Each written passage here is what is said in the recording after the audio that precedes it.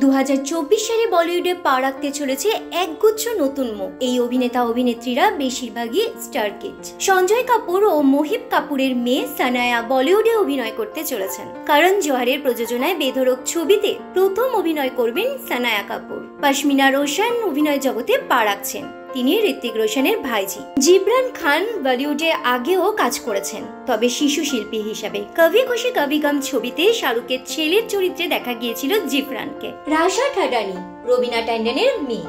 গানের viral video করে ইতিমধ্যে জনপ্রিয় রাশা।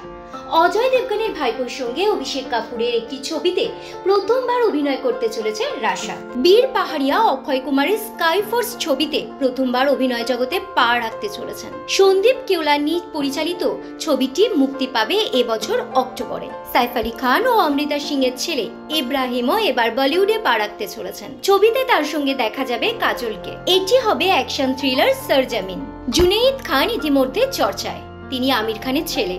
নেটফ্লিক্সে তার মহারাজ ছবিটি দর্শকদের মন জয় করেছে। Bureau report, U Bangla TV. U Bangla TV, হৃদয় ছুঁয়ে যায়।